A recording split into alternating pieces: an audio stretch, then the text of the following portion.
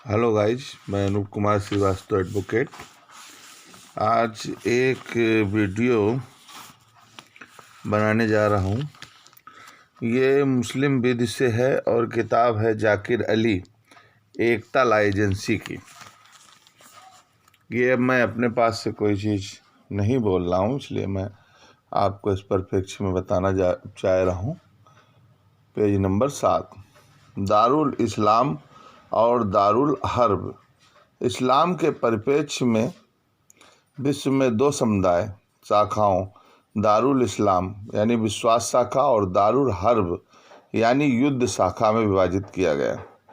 कुछ टिप्पणीकार यह सुझाव देते हैं कि इसका तात्पर्य है कि इस प्रकार विश्वास के मनुष्यों के विरुद्ध लड़ने और बलपूर्वक उनके धर्म परिवर्तन को सुनिश्चित करने के लिए मुस्लिमों पर अधिरोपित किया गया कर्तव्य है।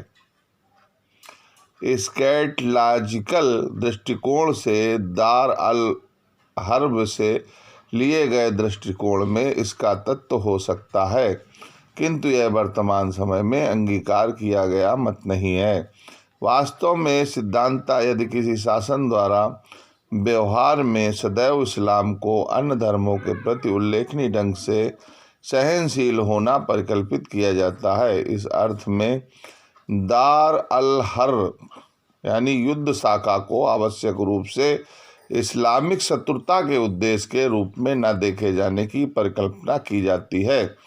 जहाँ तक इस्लाम के प्रति शत्रुता का संभाव्य स्रोत अर्थात शाखा है जिसमें युद्ध समुदाय की अपेक्षा हो सकती है, जिसके विरुद्ध युद्ध आवश्यक रूप से किया जाना है, यह विभाजन अंतर्राष्ट्रीय संबंधों के इस्लामिक दृष्टिकोण का मूल है, जिसके अनुसार इस्लामिक देशों के अंतर्गत संबंध उन्माह कभी भी गैर मुस्लिम देशों या उपक्रमों के साथ संबंध के रूप में नहीं हो सकता। एक विशिष्ट प्रश्न मुसलमानों के लिए दार अल हर्ब के संबंध में उत्पन्न होता है और यह आबद्धता की सीमा और प्रकृति है जिसे गैर इस्लामिक राज्यों में रहने वाले मुसलमान उनके अधीन हैं। इस्लाम मुसलमान को गैर इस्लामिक राज्यों की विधि के पालन से मुक्त नहीं करता, किंतु फिर भी यह शरीयत के अनुपालन से मुक्त करता है।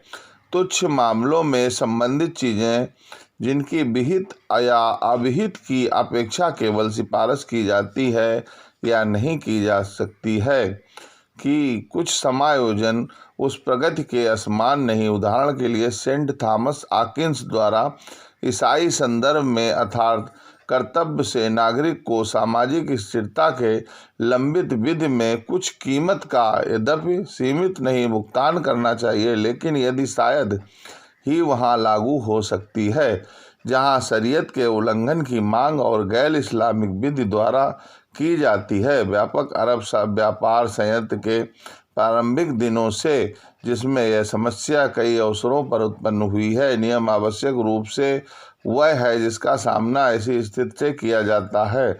दारुल इस्लाम में प्रारंभिक संभव वापसी की इप्सा की जानी चाहिए। वास्तव में यह शायद ही उत्तर है जहां राज्य न तो धर्म की स्वतंत्रता और न ही गतिविधि की स्वतंत्रता की अनुज्ञा देता है। उदाहरण के लिए पूर्ववर्ती युग SSR के ऐसे मामलों में अंतर्राष्ट्रीय मानव अधिकारों का उल्लंघन होता है, किंतु पुनः प्रवर्तन का मूल प्रश्न उत्पन्न होता है। तो ये